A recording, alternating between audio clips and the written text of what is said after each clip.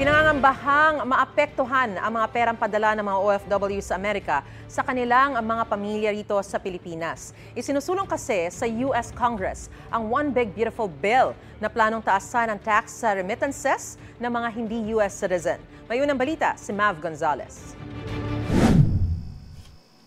Hanggang 3.2% ang posibleng mabawas sa padalang pera ng mga Pilipino at iba pang non-US citizens palabas ng Amerika.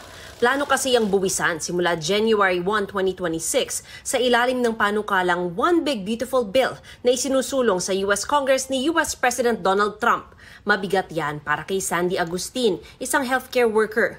Ang bayad niya kada transaksyon sa 10 dolyar o mahigit 500 piso, magiging $40 na katumbas ng mahigit 2,000 piso. Dahil lingguhang magpadala, halos 8,000 piso yan kada buwan. Alam naman po natin na hindi po pinupulot ang pera dito at pinagtatrabuhuan po talaga namin yon.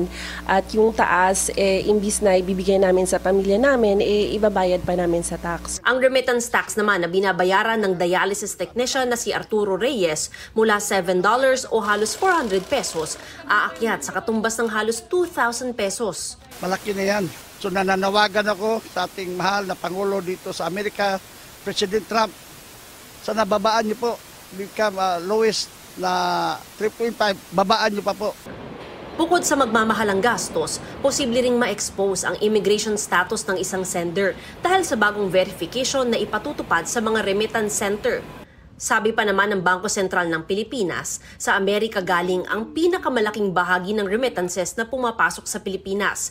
$14 billion yan o halos 800 billion pesos noong nakaraang taon.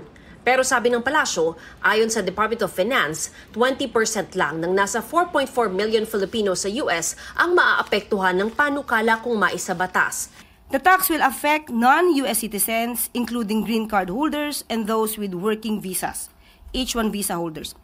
Although 41% of the remittances are routed through the US, not all of these are from Filipinos in the US because remittances are routed to the US via correspondent banks. Dagdag ng DOF, sa inaasahang $36.5 billion na remittances sa 2026, nasa $100 million lang ang mawawala dahil dito. Mahigit billion pesos din yan, pero sabi ng DOF, nasa 0.003% lang ito ng gross domestic product ng bansa.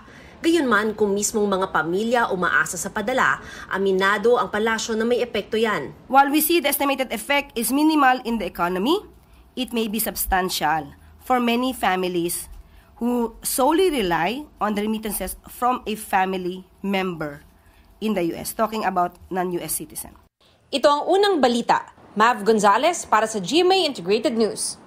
Gusto mo bang mauna sa mga balita? Mag-subscribe na sa GMA Integrated News sa YouTube at tumutok sa unang balita.